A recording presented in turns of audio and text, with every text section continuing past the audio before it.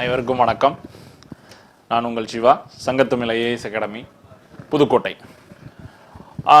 நம்ம ஒவ்வொரு வீடியோஸாக பார்த்துட்டே இருந்தோம். இந்திய அரசியலமைப்பு பார்த்தோம். யூனிட் 9ல் 2 வீடியோஸ் பார்த்துருக்கோம். டாப் மோஸ்ட் 2 வீடியோஸ் பார்த்துருக்கோம். அது ரெண்டுமே முக்கியமான டாப்பிக்கு. அதுக்கப்புறம் பாலிட்டியில் வரிசையாக ஒவ்வொன்றா பார்த்துட்டே வரோம் பொறுமையாக. சரியா? நம்ம கொடுக்குறது எல்லாமே book reference, school book reference தான் நம்ம அதிகமாக கொடுத்துட்ருக்கோம்.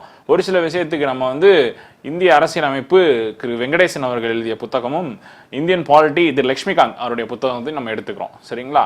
அவ்வளோதான். இப்போ நம்ம பேச போகிறது என்ன அப்படின்னா, முதல் ஆர்டிக்கல் பகுதி 1 அதைத்தான் பற்றி நம்ம பேச போகிறோம். பார்ட் 1 பற்றி பேச போகிறோம். சரிங்களா?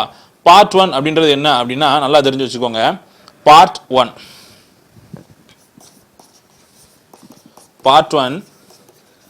ஆர்டிகல் 1 to 4 இதை பற்றி நம்ம இன் டீடைலாக எக்ஸ்பிளனேஷனாக பார்க்க போகிறோம்.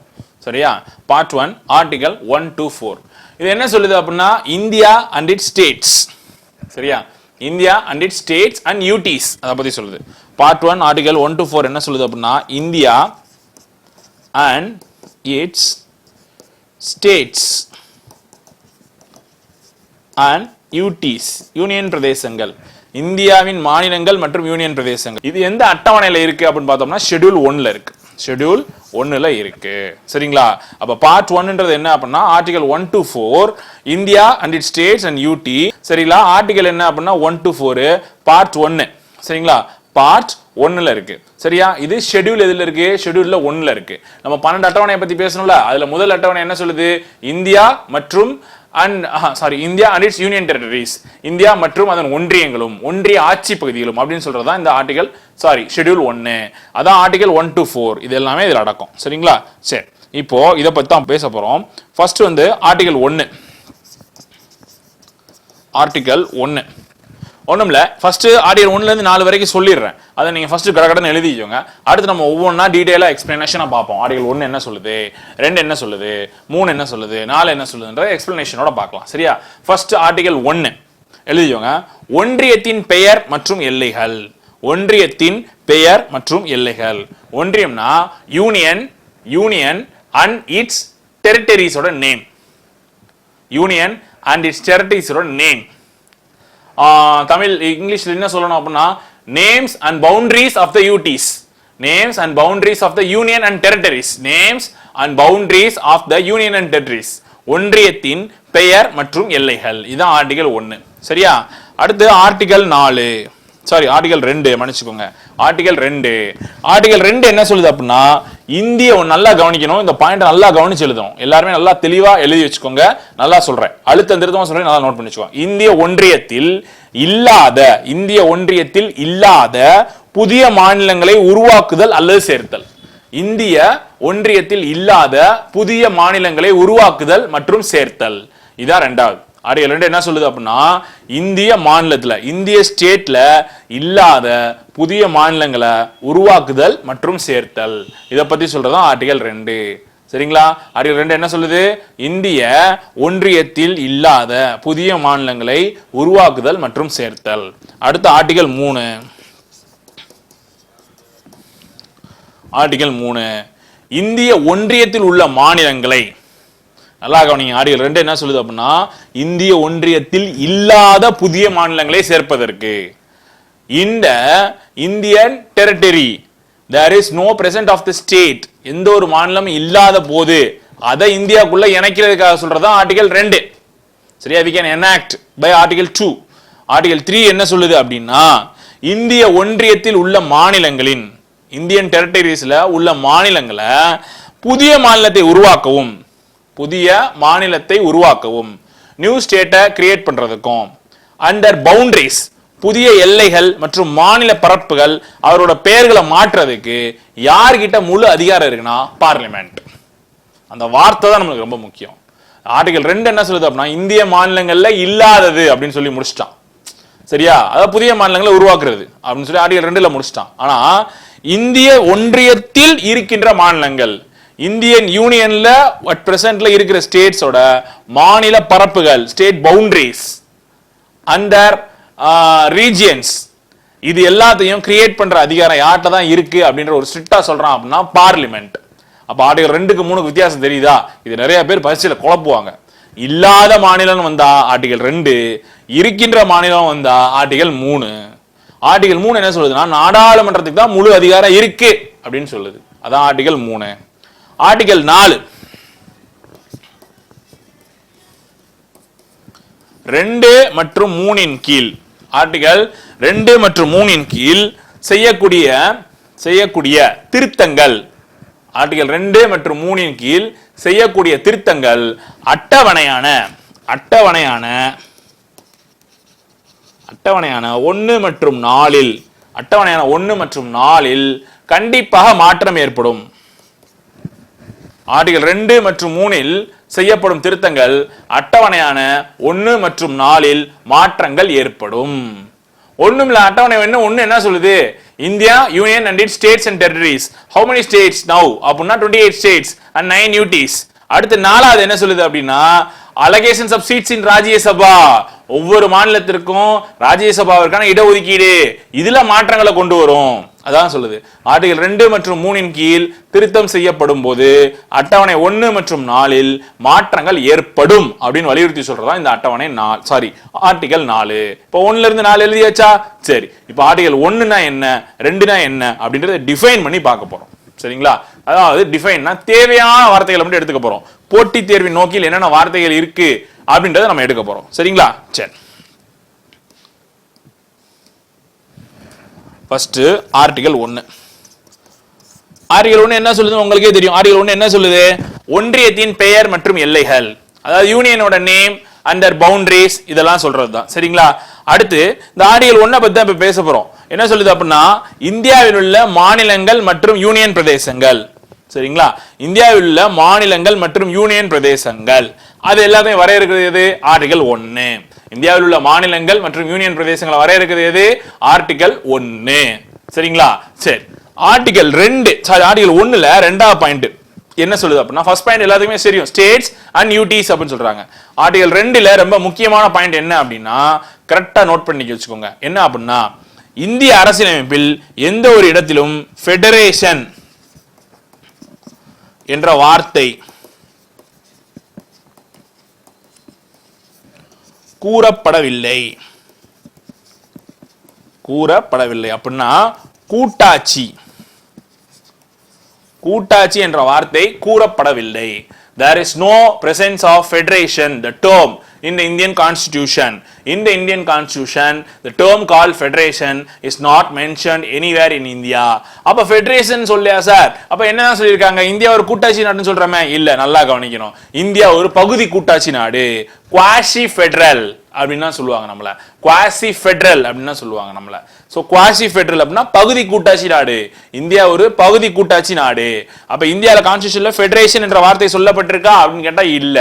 சரி சார், அப்புறம் எப்படி சார் நம்ம ஃபெடரேஷன் இல்லாம வேற என்ன சார் வார்த்தை யூஸ் பண்ணிருக்காங்க அப்படின்னா டாக்டர் அம்பேத்கர் என்ன யூஸ் பண்ணிருக்காரு அப்படின்னா ஒரு டேர்ம் யூனியன் அப்படின்ற டேர்ம் யூஸ் பண்ணிருக்காரு. டாக்டர் அம்பேத்கர் செட் யூனியன் அப்படின்னா தமிழ்ல ஒன்றியம். ஒன்றியம் என்ற வார்த்தையை இந்திய அரசியலமைப்பில் குறிப்பிட்டவர் டாக்டர் பீமாராவ் ராம்ஜி அம்பேத்கர். ஒன்றியம் என்ற வார்த்தையை இந்திய அரசியலமைப்பில் குறிப்பிட்டவர் யார் அப்படின்னா டாக்டர் பீமாராவ் ராம்ஜி அம்பேத்கர். இவர் தான் ஒன்றியம் அப்படின்ற வார்த்தையை குறிப்பிட்டிருக்காரு. அப்ப ஆர்டிகல் 1ல இவ்வளவு விஷயம் இருக்கு. அப்ப இந்தியாவோட ஸ்டேட்ஸ் அண்ட் யூடிஸ் இத பத்தி சொல்றது எது? ஆர்டிகல் 1 தான். ரெண்டாவது, ஃபெடரேஷன் என்ற வார்த்தை இந்திய அரசியலமைப்புல குறிப்பிடப்பட்டிருக்கா? கூட்டாட்சி என்ற வார்த்தை கிடையவே கிடையாது. மூணாவது, யூனியன் ஒன்றியம் என்ற வார்த்தை குறிப்பிடப்பட்டிருக்கா? ஆமா, குறிப்பிடப்பட்டிருக்கு. ஒன்றியம் என்ற வார்த்தை இந்திய அரசியலமைப்புல பயன்படுத்தினவர் யாரு அப்படின்னு கேட்டா டாக்டர் B.R. அம்பேத்கர். இவ்வளவுதான் ஆர்டிகல் 1. சரிங்களா? சரி, இப்போ லாஸ்டா நடந்த குரூப் 1ல ஒரு क्वेश्चन கேட்டிருந்தான். இந்தியாவோட பேர் என்ன அப்படின்ற மாதிரி கேட்டிருந்தான். இந்தியாவோட பேர் என்னன்னு கேட்டிருந்தான். ஐ ஸ்லைட்லி நோட் தட். என்ன அப்படின்னா ஆர்டிகல் 1ல இந்தியாவோட பேரை எப்படி டிஃபைன் பண்ணிருக்காங்க அப்படின்னா எழுதிக்கோங்க. இந்தியாவோட பழைய பேர் என்ன அப்படின்னா பாரதம் ஆர் பாரத். அதுவும் எதுல இருக்குன்னா ஆர்டிகல் 1க்குள்ள தான் இருக்கு. இப்போ மாடர்ன் நேம்ஸ்ல தான் நம்ம என்ன பண்ணிட்டோம் அப்படின்னா இந்தியான்றதை மாத்திட்டோம். ஆனா ஓல்ட் நேம்ஸ்ல என்ன இருக்கு அப்படின்னா பாரதம் ஆர் பாரத் அப்படின்னு தான் இருக்கு. அப்ப இந்தியாவோட பழைய பேர்ல என்ன இருக்கு அப்படின்னா பாரதம் ஆர் பாரத். அப்ப article 1 refers to the Bharatam or Bharat அப்படின்ற டேர்மை டிஃபைன் பண்ணுது. விளங்குதா? அப்ப ஆர்டிகல் 1ல என்னென்ன டிஃபைன் பண்ணிருக்குன்னு தெரிஞ்சுக்கிட்டீங்களா? Okay, next article 2.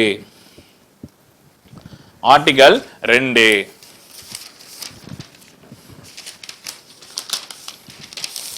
ஆர்டிகல் 2 என்ன சொன்னோம்? இந்திய ஒன்றியத்தில் இல்லாத பகுதிகள், இந்திய ஒன்றியத்தில் இல்லாத பகுதிகளை புதிய மாநிலங்களாக இந்திய அரசியலமைப்புல சேர்க்கிறது ஆர்டிகல் 2 அப்படின்னு சொன்னோம். சோ அதை சேர்க்கிறதுக்கு நீக்கிறதுக்கு முழு அதிகாரம் யார்கிட்ட இருக்குன்னு ஆர்டிகல் 3ல சொன்னோம், பார்லிமெண்ட் தான் சொன்னோம். அப்ப பார்லிமெண்ட் கிட்ட 2 விதமான அதிகாரங்கள் இருக்கு, அதான் ஆர்டிகல் 2. சோ எத்தனை விதமான அதிகாரங்கள் இருக்கு அப்படின்னா 2 விதமான அதிகாரங்கள் இருக்கு. என்ன அப்படின்னா கண்டிஷன் நம்பர் 1 எழுதிக்கோங்க. பாராளுமன்றம் 2 விதமான அதிகாரங்களை கொண்டது. Parliament has 2 types of powers. சரிங்களா? ஒன்னு என்ன அப்படின்னா creation of new states, புதிய மாநிலங்களை உருவாக்குதல். creation of new states, புதிய மாநிலங்களை உருவாக்குதல். 2 joining எழுதி வச்சுக்கோங்க, அதாவது புதிய மாநிலங்களை உருவாக்குதல். 2 new states and UTs join with India, புதிய மாநிலங்கள் மற்றும் யூனியன் பிரதேசங்களை இந்தியாவோடு இணைத்தல். புதிய மாநிலங்கள் மற்றும் யூனியன் பிரதேசங்களை இந்தியாவோடு இணைத்தல். இதுதான் ஆர்டிகல் 2 டிஃபைன் பண்ணது. ஆர்டிகல் 2 இந்தியாவில் இல்லாத இந்திய ஒன்றியத்தில் இல்லாத மாநிலத்தை பற்றி சொல்றதா ஆர்டிகல் 2. ஆர்டிகல் 2 என்ன சொல்லுது அப்படின்னா பாராளுமன்றம் 2 விதமான அதிகாரங்களை கொண்டுள்ளது. 1 புதிய மாநிலங்களை உருவாக்குதல், creation of new states. 2 new states and UTs are join with India. சரியா? சோ இதுக்கு எக்ஸாம்பிள் என்ன அப்படின்னா எந்த ஸ்டேட்டை சொல்லலாம் அப்படின்னா சிக்கிம். சிக்கிம்ல 2 இருக்கு. சிக்கிம் அடிக்கடி கேட்கிற கேள்வி, இது எழுதிட்டீங்களா? டெலீட் பண்றேன். என்ன சொல்லியிருக்கான் அப்படின்னா சிக்கிம்ல 2 கேள்வி கேட்டிருக்கான். 35வது கான்ஸ்டிடியூஷனல் அமெண்ட்மெண்ட் ஆக்ட் 1974 படி சிக்கிம் துணை மாநில அந்தஸ்து பெற்றது. சிக்கிம்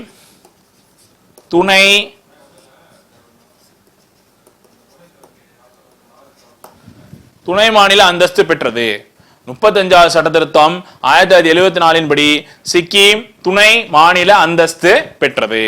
அடுத்தது இதுக்கு கீழே எழுதி வச்சுக்கோங்க.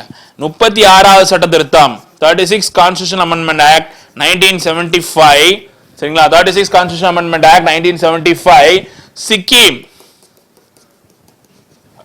முழுமையான மாநிலமாக அந்தஸ்து பெற்றது. முழுமையான மாநிலமாக அந்தஸ்து பெற்றது. 36 கான்ஸ்டிடியூஷன் அமெண்ட்மெண்ட் ஆக்ட் 1975 சிக்கிம் முழுமையான மாநிலமாக அந்தஸ்து பெற்றது. அப்ப 2 விஷயம் இருக்குங்க ஆர்டிகல் 2ல. பாராளுமன்றம் என்பது 2 விதமான அதிகாரங்களை கொண்டது. சரியா? Parliament has 2 powers. என்னென்ன பவர்ஸ் அப்படின்னா number 1 creation of new states, புதிய மாநிலங்களை உருவாக்குதல். நம்பர் 2 என்ன சொல்லுது அப்படின்னா பாராளுமன்றம் அப்படின்றது ஒரு புதிய மாநிலத்தை சேர்க்கிறதும் அல்லது ஒரு யூனியன் பிரதேசத்தை சேர்க்கிறதும் இந்தியாவோட சேர்க்கிறதுக்கும் முழு அதிகாரம் பாராளுமன்றத்தை தான் இருக்கு. இது ஆர்டிகல் 2. இது எல்லாத்துக்கும் மேல மேஜரா நம்ம கவனிக்க வேண்டிய ஒரு பாயிண்ட். ஃபர்ஸ்ட் எடுத்தோன்னே நான் சொன்ன பாயிண்ட் என்ன அப்படின்னா இந்திய ஒன்றியத்தில் இல்லாத மாநிலத்தை அல்லது புதிய மாநிலத்தை இணைப்பது. நல்லா கவனிக்கணும். ஃபெடரேஷன் என்ற வார்த்தை, கூட்டாட்சி என்ற வார்த்தை இந்திய அரசியலமைப்பில் குறிப்பிடப்படவில்லை. வேற என்ன சொல்லியிருக்கான் அப்படின்னா ரொம்ப முக்கியமான டேர்ம் யூனியன். சொன்னவர் யாரு அப்படின்னா ஐயா மாபெரும் சட்டமேதை டாக்டர் BR அம்பேத்கர் அவர்கள். சரிங்களா? ரொம்ப முக்கியமான விஷயம். அடுத்து ஆர்டிகல் 3 போலாம். புரியுதா? நம்பர் 2 புரியுதா? ஆர்டிகல் 3 இந்த ஜெயிலர் எக்ஸாம் அப்ளை பண்ண வரப்போகுது. கண்டிப்பா அதுவும் கால்ஃபேர் வரும், குரூப் 2 கால்ஃபேரோட சேர்ந்து வரும். அந்த ஜெயிலர் எக்ஸாம் அப்ளை பண்ணும் போதெல்லாம் ஆர்டிகல் 1 to 4, ஆர்டிகல் 5 to 11 இதெல்லாம் நல்லா படிச்சு வச்சுக்கோங்க. 100% இது இல்லாம அந்த ஜெயிலர் எக்ஸாம்ல கேள்வியே இருக்காதுங்க, கண்டிப்பா இருக்கும். சரிங்களா? சரி, அடுத்து ஆர்டிகல் 3. ஆர்டிகல் 3 புதிய மாநிலத்தை உருவாக்கும் மசோதாவிற்கு குடியரசுத் தலைவரின் பரிந்துரை கண்டிப்பாக தேவை. அதாவது the new bill has been introduced with the recommendation of president. அதான் மேட்டர். ஒரு புதிய மாநிலத்தை உருவாக்குவதற்கு கண்டிப்பாக யாருடைய பரிந்துரை தேவை என்ற கேள்வியில் கேட்டால் குடியரசுத் தலைவரின் பரிந்துரை என்பது கண்டிப்பாக தேவை. ஒரு புதிய மாநிலத்தை உருவாக்குவதற்கு யாருடைய பரிந்துரை தேவை என்ற கேள்விகள் கேட்கப்பட்டால் யாருடைய பரிந்துரை தேவை? குடியரசுத் தலைவரோட பரிந்துரை தேவை. ஃபர்ஸ்ட் பாயிண்ட் எழுதிட்டீங்களா? ஒரு புதிய மாநிலத்தை உருவாக்க யாருடைய பரிந்துரை தேவை என்ற கேள்வி கேட்கப்பட்டால் ஃபர்ஸ்ட் பாயிண்ட் நம்ம என்ன சொல்லணும்? குடியரசுத் தலைவரோட ரெக்கமெண்டேஷன் இருக்கணும்.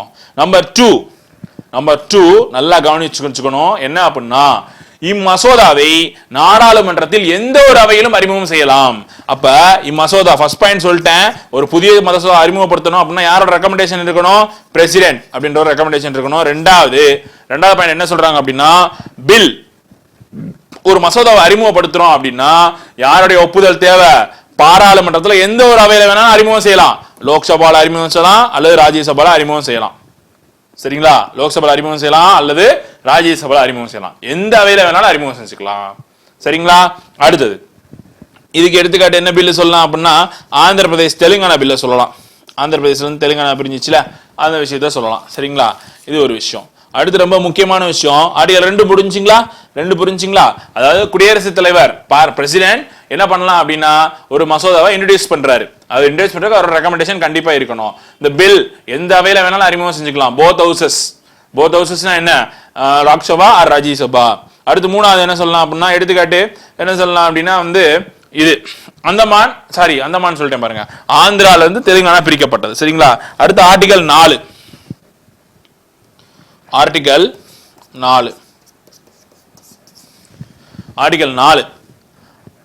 அதேதான்.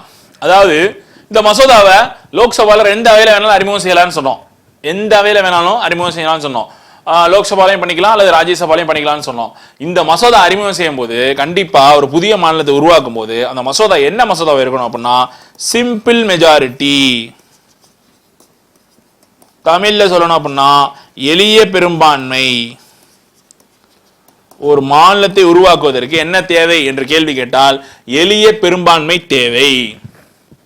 Simple majority must NEET 1/3 or 1/4 அப்படின்னு சொல்லுவாங்க. சரியா? இந்த விருந்தாலே பாஸ் ஆயிரும். சரிங்களா?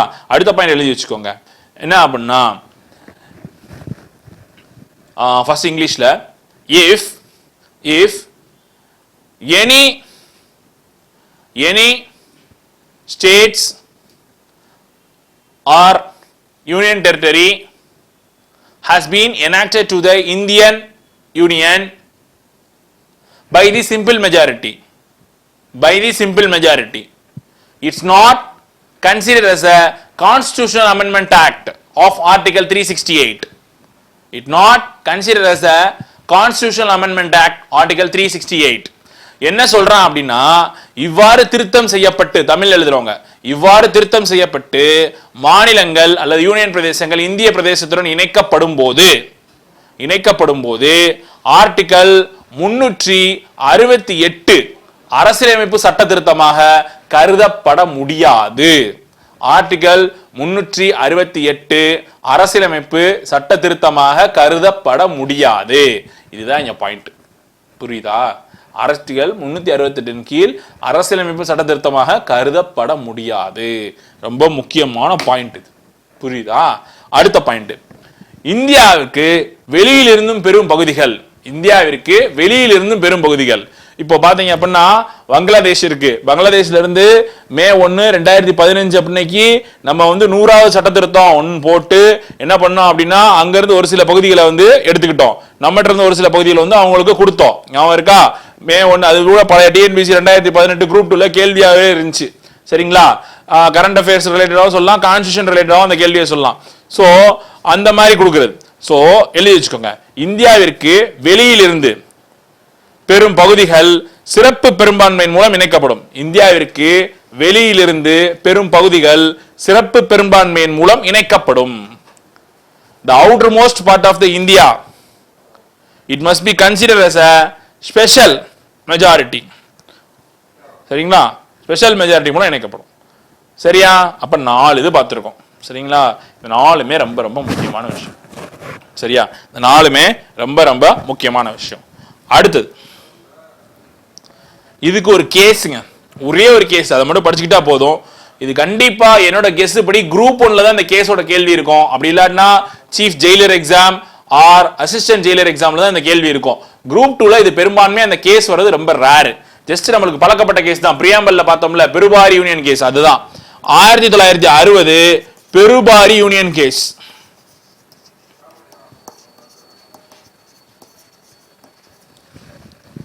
Berubari union case. இது என்ன அப்படின்னா, இந்த கேஸ்ல ரொம்ப முக்கியமான விஷயம் என்ன அப்படின்னா எழுதி வச்சுக்கோங்க, ரொம்ப முக்கியமான பாயிண்ட். இந்திய எல்லை பகுதிகளை அதிகப்படுத்த இந்திய எல்லை பகுதிகளை அதிகப்படுத்த நாடாளுமன்றத்திற்கு அனுமதி உண்டு. நல்லா நீட்டா எழுதி வச்சுக்கோங்க. இந்திய எல்லை பகுதிகளை அதிகப்படுத்த நாடாளுமன்றத்திற்கு அனுமதி உண்டு. ஆனால் குறைப்பதற்கு அதிகாரம் இல்லை. இதுதான் நம்ம கவனிக்க வேண்டியது. ஆனால் குறைப்பதற்கு அதிகாரமும் இல்லை, அனுமதியும் இல்லை. புரியுதா? அப்ப இந்திய எல்லை பகுதியில் அதிகப்படுத்துவதற்கு யார்கிட்ட பவர்ஸ் இருக்குன்னு சொல்லிச்சு பெருபாரி யூனியன் கேஸ்ல? நாடாளுமன்றத்திற்கு. ஆனா குறைக்கிறதுக்கு யார்கிட்ட பவர்ஸ் இல்ல? யார்கிட்ட இல்ல? நாடாளுமன்றத்துல இல்ல. சரிங்களா? சரி, ஓகே. அடுத்து ரெண்டாவது பாயிண்ட் இந்த கேஸ்ல என்ன சொல்லுது அப்படின்னா, ஒரு எல்லையை குறைச்சே ஆகணும் சார் அப்படின்னா என்ன பண்ணணும் அப்படின்னா எழுதி வச்சுக்கோங்க. ஒரு எல்லையை குறைச்சே ஆகணும் அப்படின்னா ஆர்டிகல் 368 படி கண்டிப்பாக சட்ட திருத்தம் கொண்டு வர முடியும். ஆர்டிகல் 368 படி கண்டிப்பாக சட்ட திருத்தம் கொண்டு வர வேண்டும். எதுக்கு அப்படின்னு கேட்டா எல்லைகளை குறைப்பதற்கு. புரியுதா? ரெண்டு விஷயம் நல்லா ஞாபகம் வச்சுக்கோங்க. 1960 பெருபாரி யூனியன் வழக்கு நாடாளுமன்றத்திற்கு ஒரு எல்லையை அதிகப்படுத்துவதற்கு மட்டுமே அதிகாரம் உண்டு, ஆனால் எல்லையை குறைப்பதற்கு அதிகாரம் இல்லை அப்படின்னு சொன்ன வழக்கு பெருபாரி யூனியன் வழக்கு. இதை பின்தொடர்ந்தே இந்த வழக்கிலே வருது ஆர்டிகல் 368 படி நாடாளுமன்றத்தில் கண்டிப்பாக சட்ட திருத்தம் செய்து மூலம் ஒரு எல்லையை குறைக்க முடியும் அப்படின்னு சொல்லுது. எந்த ஆர்டிகல் படி? 368. 368 என்னன்னு தெரியும்? அரசியலமைப்பு சட்ட திருத்தம், கான்ஸ்டிடியூஷன் அமெண்ட்மெண்ட் ஆக்ட் அப்படின்னு சொல்றாங்க. அதனால என்ன பண்ணிட்டாங்க அப்படின்னா எழுதி வச்சுக்கோங்க. இங்கே கூட எழுதுறேன். 9th constitutional amendment act 1960. S, 9வது அரசியலமைப்பு சட்ட திருத்தம் 1960 படி பெருபாரி பகுதி கிழக்கு பாகிஸ்தானுக்கு அளிக்கப்பட்டது. எழுதி வச்சுக்கோங்க. கிழக்கு பாகிஸ்தானுக்கு அளிக்கப்பட்டது. நான் என்ன சொன்னேன்? இந்தியாவோட ஒரு பகுதியை விரிவுபடுத்தணும்னா நாடாளுமன்றத்துக்கு அனுமதி இருக்கு, ஆனா குறைக்கிறதுக்கு நாடாளுமன்றத்துக்கு அனுமதி இல்ல அப்படின்னு சொன்ன வழக்கு பெருபாரி யூனியன் வழக்கு. அதை பின்தொடர்ந்து ஆர்டிகல் 368 ஒரு விஷயம் வருது. ஆர்டிகல் 368 என்ன சொல்லுது அப்படின்னு பார்த்தோம் அப்படின்னா, 368 ஒரு மாநிலத்தை குறைக்கணும் அப்படின்னா அரசியலமைப்பு சட்ட திருத்தம் செஞ்சுதான் நீ குறைக்கணும். அதுதான் ஆர்டிகல் 368 அப்படின்னு சொல்லிருச்சு. உடனே நம்மால என்ன பண்ணாங்க அப்படின்னா ஒரு அரசியலமைப்பு சட்ட திருத்தத்தை போடுறாங்க. 9வது அரசியலமைப்பு சட்ட திருத்தம் 1960 படி பெருபாரி என்ற பகுதி இந்திய அரசியலமைப்பு இந்திய ஒன்றிய பகுதியிலிருந்து எடுக்கப்பட்டு கிழக்கு பாகிஸ்தானுக்கு வழங்கப்பட்டது. புரியுதா? இதுதான் இதுக்கு போட்ட முக்கியமான வழக்குங்க. சரி, அடுத்து இந்த வழக்குல ஒரு ஜட்ஜ்மெண்ட் கிடைக்குது. ஒரு வழக்குனா முடிஞ்சிருமா? அப்படி எழுத்துக்கிட்டே தான் வருவாங்க. 1969 சுப்ரீம் கோர்ட் ஒரு வெர்டிக்ட் கொடுக்குது. ஜட்ஜ்மெண்ட், ஒரு தீர்ப்பு, வெர்டிக்ட். அந்த தீர்ப்புல என்ன சொல்றாங்க அப்படின்னா, நாட்டின் எல்லைகளை மாற்ற சட்ட திருத்தம் தேவையில்லை. டேய், இதுக்கு நீ குறைச்சிக்க கூட்டிக்க அதெல்லாம் பண்ணிக்க எனக்கு தேவையில்லை. ஆனா என்ன சொல்லிட்டான் அப்படின்னா ஃபைனல் ஜட்ஜ்மெண்ட்ல, ஒரு நாட்டோட எல்லையை மாற்றணும் அப்படின்னா அமெண்ட்மெண்டே வேணாம் போங்கடா அப்படின்ட்டான். என்ன சொல்லிட்டான் அப்படின்னா ஃபைனலா, ஒரு நாட்டோட எல்லையை மாத்த போறியா, நிர்வாக சட்ட திருத்தம் மட்டும் செய்யு. சரியா? நிர்வாக சட்ட திருத்தம் மட்டும் செய்யு. என்ன சொல்லிட்டான் அப்படின்னா ஆர்டினரி லா, சாதாரண பெரும்பான்மையுடன், எளிய பெரும்பான்மையுடன் நிர்வாக சட்ட திருத்தம் செஞ்சு ஒரு நாட்டோட எல்லையை மாத்திக்க அப்படின்னு சொல்லி 1969 தீர்ப்பு கொடுத்துட்டான். சரிங்களா? அப்ப இதுதான் 1969 நடந்திருக்கு. சரிங்களா? அப்ப சொல்லவா திரும்ப, 1960 பெருபாரி யூனியன் வழக்கு, நாடாளுமன்றம் ஒரு புதிய எல்லைகளை உருவாக்கலாம், வரையறுக்கலாம், நீட்டலாம் அப்படின்னு சொல்லுது. ஆனா குறைகளுக்கு அனுமதி இல்லை அப்படின்ட்டான். அதுக்கப்புறம் பின்னாடியே வந்துட்டான். ஆர்டிகல் 368 போடு, அரசியலமைப்பு சட்ட திருத்தத்தை போடு, அதன்படிதான் நான் திருத்துவேன். என்ன பண்ணுவேன்? ஒரு மாநிலத்தோட எல்லைய குறைப்பேன் அப்படின்னு சொல்லுச்சு. இதெல்லாம் சரி ஓகே அப்படின்னு சொல்லிட்டு பின்னாடியே வர்றாங்க. என்ன பண்றாங்க அப்படின்னா 9வது அரசியலமைப்பு சட்ட திருத்தம் 1960 படி என்ன செய்யறாங்க? 9வது சட்ட திருத்தம் 1960 படி அந்த மாநிலத்தோட எல்லை என்ன செய்யறாங்க அப்படின்னா டக்குன்னு கொடுத்துடுறாங்க. பெருபாரி அப்படின்ற பகுதியை இந்திய ஒன்றியத்திலிருந்து பிரிச்சு கிழக்கு பாகிஸ்தானுக்கு கொடுத்துடுறாங்க அரசியலமைப்பு சட்ட திருத்தம் போட்டு. உடனே சில சமூகவாதிகளால சேர்ந்து 1969 சுப்ரீம் கோர்ட் ஒரு தீர்ப்பு கொடுக்குது, வெர்டிக்ட், ஜட்ஜ்மெண்ட். இதுல என்ன சொல்லுது அப்படின்னா, நாட்டின் எல்லைகளை மாற்ற சட்ட திருத்தம் தேவையில்லை, தயவு செய்து சட்ட திருத்தம் தேவையில்லை. என்ன சொல்றான், நிர்வாக சட்ட திருத்தமே போதுமானது, ஆர்டினரி பில்ஸ் மூலமா நீங்க பிரிச்சுக்கலாம், நாடாளுமன்ற எல்லையை கூட்டிக்கலாம் குறைச்சிக்கலாம் அப்படின்னு சொல்லி முடிவெடுத்து முடிச்சிட்டாங்க. சரிங்களா? இதன்படிதான் நம்ம டிஎன்பிசி கரண்ட் அஃபேர்ஸ்ல கேட்ட கேள்வி 2018 குரூப் 2 क्वेश्चन எடுத்து பாருங்க, இருக்கும் பிரிலிம்ஸ்ல. மே 1 2015 அரசியலமைப்பு சட்ட திருத்தத்தின்படி, அதாவது 100வது சட்ட திருத்தத்தின்படி, 100வது சட்ட திருத்தத்தின்படி என்ன பிரிச்சாங்க அப்படின்னா, வங்கதேசத்தை சில பகுதிகளை இந்தியாவிற்கும், இந்தியாவின் சில பகுதிகளை வங்கதேசத்திற்கும்,